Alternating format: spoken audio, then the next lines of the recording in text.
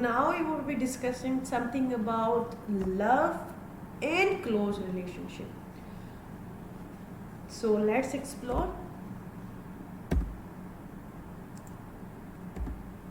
What is love? This is the, you know, most expressed and most viewed topic in dramas, movie, poetry, and everywhere. Love has become the essential topic everywhere. So, what is love? So, let's see. This is the quote of the Erich. He defines that love is often nothing but a favorable exchange between two people who get the most of what they can expect considering their value on the personality market. Right? So let's see further. So love is an emotional reaction that seems a basic is sadness and happiness and fear. Research by psychologists indicate that falling in love leads to increase the self-efficacy. What is the self-efficacy? Well, believing in yourself, and also increases the self-esteem, which is very much important for your health and the happiness. So falling in love leads to increase both of them. It is the positive for us, but there are the other negative aspects that we'll discuss later on. So one of the interesting question: what is the origin of love? From where love come?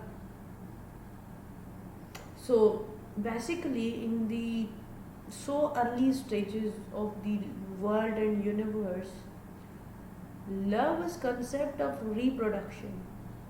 We fall in love because we wanted to save our species, we wanted to save our genes. That's why we love each other, because of the reproduction. So there are some components of the love.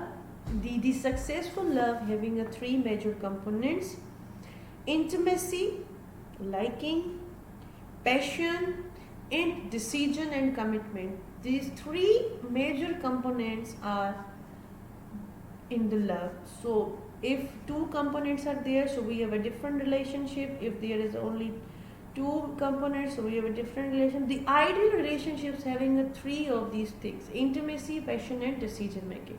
So we are going to explore in detail. So one thing, which is passion. What is passion?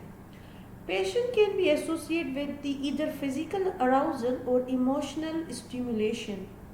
Strong feeling of enthusiasm, excitement about something or doing something. These strong feelings, such as maybe anger, that causes people to act in a dangerous way. Strong romantic feeling for someone, that is passion. The enthusiasm, excitement, that is the passion. Then we have intimacy. What is intimacy? Intimacy is the bonding, the sense of attachment. So we see, intimacy describes the feeling of closeness and attachment to another person. This tends to strengthen the tight bond that is shared between two individuals. It's the bonding between two parties. Additionally, having sense of intimacy help to create a feelings of being at ease with the other person, in the sense of that the two parties are mutually in their feeling. So intimacy means you are going to care each other because you have that attachment and bonding. The third part of the love is the commitment, the promise to live together, the commitment of togetherness. So unlike of the other two blocks, commitment involves the conscious decision to stick with another. The decision to remain committed is mainly determined by the level of satisfaction that a partner derives from the relationship. The promise to do or give something, the promise to be loyal, the attitude of someone who works very hard to do or support something, that is the commitment. We have commitment with our work, so we are working very hard to support that. So we are continuously working hard to be with that. So ideal relationship having the three things: passion, intimacy, and commitment. So we are going to discuss the multiple relations. So let's see first relationship, and the other thing we have non-love, and three of these things are not available. So we have no connection, and this is indifferent to the relationship, non-love.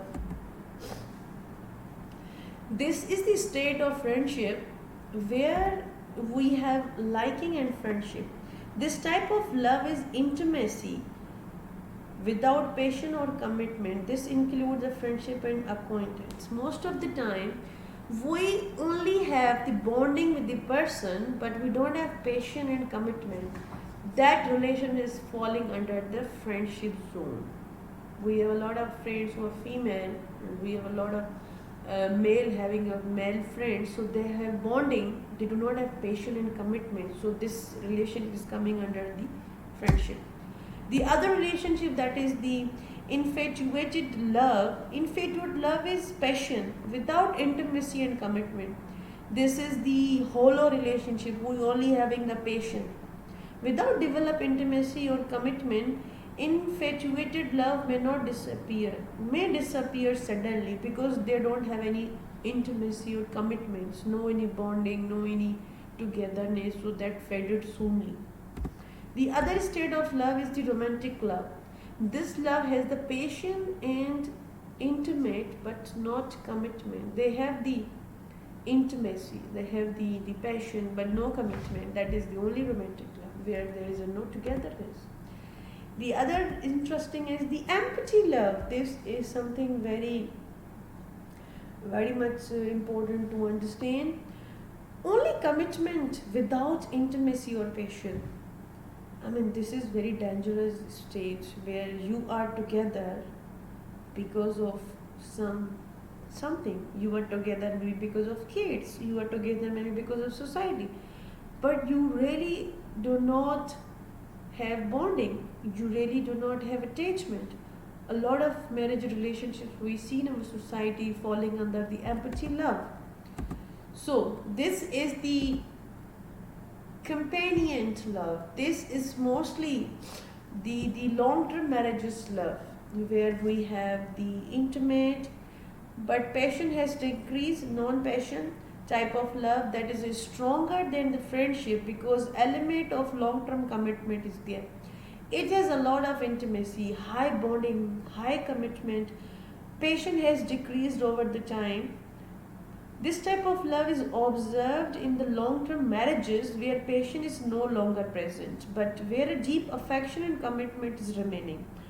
The love ideally shared between family members in the form of companionate love. Our most of the marriages started with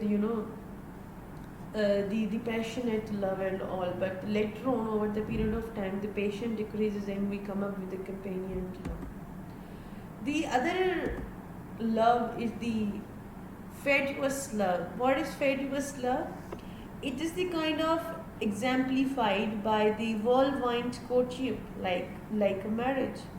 It has point of passion and commitment but no intimacy. The example of love at the first sight. Most of the time we wanted to love someone because we see them first time.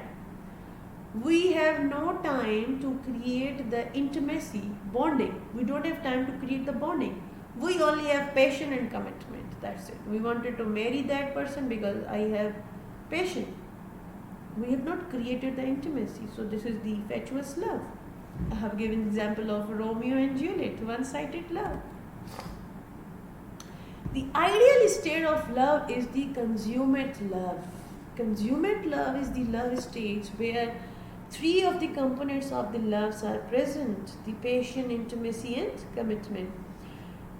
This is the complete form of love representing the ideal relationship which people strive together. Always people strive to reach at this stage. In the 7 varieties of love, consummate love is the theorized to that love associated with the perfect couple. Perfect couple having this state of the love. Then consummate love, this all 7 relationship based love was given by Sternberg. These couple will continue to have great physical association. 15 years or more into relationship, they cannot imagine themselves happier over the long term with anyone else. They overcome their difficulties gracefully. They delight in the relationship with it. They always wanted to make each other happy. They wanted to, they wanted to maintain that passion in their love. However, Sternberg cautioned that maintaining a consummate love may be even harder than achieving it. This love is not difficult to achieve, but this love is difficult to maintain. He stresses the importance of translating the components of the love into action without expression. He warns even the greatest of the loves can die. A lot of psychologists says that love can decrease over the period of time. We need to put certain efforts, we need to put actions to maintain that love. Even it is also stated in our Islam that if you wanted to maintain that love, you need to give time to each other, especially in marriages. Allah, suggests the married couple to spend time to each other, give something that make each other happy, express love, that we can maintain that state of consummate love. So you can go. It's the consummate love may not be permanent. That's if the passion is lost over the time, it may change into companionate love. Consummate love is the most satisfying kind of adult relationship because it combines all pieces of the triangle. In this type of love, it is ideal kind of relationships. So these kind of relationships can be found over the long period of time. It is the idealistic relationship found in the movies. Mostly we depict the consummate love in the movies. The penguins have the same mates for their whole lives. Then why not human can have? So this is one of the research that future role and mate preferences. How we are going to choose our future mates? How we are going to make a choice of our future mates? This is the prediction for the future. So in this study, there were the women and men who were asked by the social role what they expect from the male and woman. So there were two factors. One was the primary provider and the other was the primary homemaker. So this research concluded, so you have the provider mate and you have the homemaker. So as we say that men should provide and women should be homemaker. So this research is a bit different. So in this research, when they expect to be homemaker, both men and women value provider skill as in the potential mate. If the person is going to be the homemaker, so they give more importance to the provider mate, because if they are homemaking, so they want in their partner to be provider, either it's a man or woman. So same goes with the homemaker. When they expect to be the provider, both women and men value homemaker skills as a potential mate. So this is the slight difference between the women and men. So this is the provider mate. We have woman provider, we have homemaker woman, we have man provider, we have man homemaker. So this is the provider mate, where we can say this is the main provider who has given a sort of less importance than homemaker. So this is something interesting that we can find. If man is provider, so he has given the less sort of relationship efforts. If he's a provider, say if he's a homemaker, so in homemaking, so he's going to put the less efforts. So this is all about it, how we're going to define. Now we talk about something relationship with the family. Over the period of time, when there is a newborn baby, he is being undertaken by the parents. The kid is going to be the parents are going to be the you know uh, they are going to be the caretaker of the kid. So parents are the caretaker of the kids, and whatever kid is going to make the relationship with the parents, so that relationship and that state of attachment, it is going to be the permanent part of the kid. So this is interesting that we are going to discuss now. Relationship with the parents. Relationship with the parents, it's all about the attachment style, the degree of security an individual feels in interaction, interpersonal relationship. What is the degree of security and the degree of trust they have? So in this type of attachment, we discussed the two things: self-esteem. How do you feel? Do you feel secure and do you feel this high self-esteem? And the other aspect is the interpersonal trust, the trust of the kid over the parents. So we are going to discuss the attachment styles now. One of the attachment style that we built with our parents once we were kid, so it is the secure attachment. A person with a secure attachment style is the high in both self-esteem and trust. Secure individuals are best able to form lasting, committed, and satisfying relationship throughout their life. Remember, whatever attachment style we are having with our parents from our, the sort of early stages, it is going to form our future life as well. So the other attachment style, fearful avoidant attachment style. In this style, someone low in both self-esteem and interpersonal trust.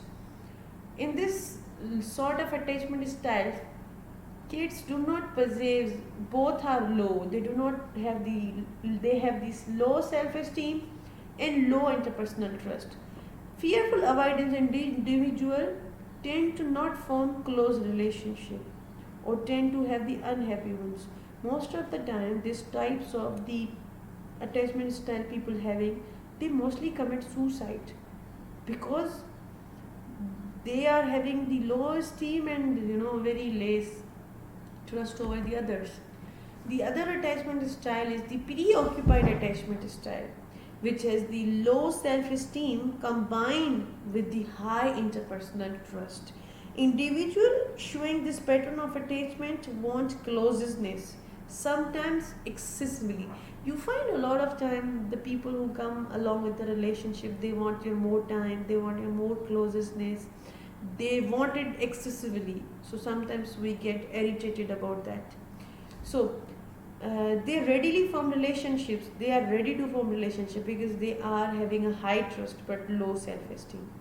They cling to other but expect to be rejected eventually because they believe themselves to be unworthy. The third thing is the dismissing attachment style, which is having a high self-esteem but very low interpersonal trust. This combination leads people to believe that they deserve very good relationship because they have high self-esteem, but they do not trust people. Because those individuals don't trust others, they fear genuine closeness. They are the kind of people who say that they don't want or need close relationship with the others. These types of the people who have high self-esteem mostly do not trust others. They may not want it to be genuinely close with everyone. They always wanted to have distance with the people because they wanted to be happy with themselves. Alright, so now we discuss something about relationship with the other part of the family. Sometimes we have the child is also being given care from their grandparents, from aunt, from uncle, and this also having the effect over the child's development and later on become the social behavior. So this is also going to impact the kids. Relationship with the siblings. Siblings are the interesting part of the life. Once you have sibling, your attitude is different. Once you don't have siblings, your attitude is different. So let's see how. Among the elementary school children, those without the siblings are found to be less liked by their classmates. Why? Because children with no sibling also tend to be either more aggressive or more victimized by aggressors than those with siblings. So if the person do not having a sibling, maybe their nature is a bit more aggressive, or sometimes they are being victimized by aggressors.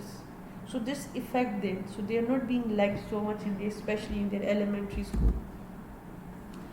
Most of the time, siblings combine feeling of affection, hostility, and rivalry. Most of the time, siblings make three sort of relationships. Sometimes it is 100% affection. They have strong feelings and attachment to each other. Sometimes those relationships is not that much affectionate. They are the form of hostility and rivalry. Why it create the rivalry situation? Most of the time kids fight each other on the basis of that. Mom always like you best, they always did more for you than me. So this sort of quarrels create the hostility between two kids. Even we have multiple examples of the siblings who always wanted to have the rivalry. Then we talk something about the friendships. Friendship is the one of the most component part of every individual's life. We want friends to disclose our feelings. We want friends for the social support. We want friends to play with them, especially boys. So we are going to discuss about how the friends are important. Close friends are less like to lie to one another. They lie very less. Even they lie because they don't want to make each other feel different and better. If they lie because they don't want to make other person bad, they mostly use we and us rather than I and she. Is there any difference in friendship with respect to gender? Yes, there is difference. Women having a different sort of importance, women have a different sort of expectations from the friendships. Women tend to place greater emphasis on intimacy, expecting to share, discuss emotions and experiences with their friends and receive the emotional support. Women want a bonding with their friends. They wanted to disclose their feelings, so they want their emotional support. Whereas this is not case with the men. Men do not want intimacy, they do not want the bonding. They have a different structure to share this. So men tend to form friendship on the basis of activities, playing sports, working on joint projects, sharing and hobbies. This is said by the research. I am not talking it. Alright? So these are the discussion questions that you need to come up with the answers. Which of the different attachment style best describe yours? We all have our attachment style. So you need to describe those. Justify your answer by comparing the consequences for other attachment. Give an appropriate illustration to explain how attachment styles can be changed by the life experience. Do they change ever? What attachment style is most like to experience high level of stress? And in your view, what do sibling relationship continue to one's interpersonal behavior? What do research findings say about this experience of the children who have no siblings? How are casual friendship with peer established? Do you think having a good friend is important despite having a strong relationship with the family? Do you think it's important to have friends? What are the cultural differences that exist with respect to friendship? What are the most common expectations from one's friends in your culture? So you need to come up with the answers of these questions and discuss in the discussion platform. Thank you so much for listening to me, and we have completed this all chapters. So wish you all the best. Thank you. Good luck. Allah Hafiz.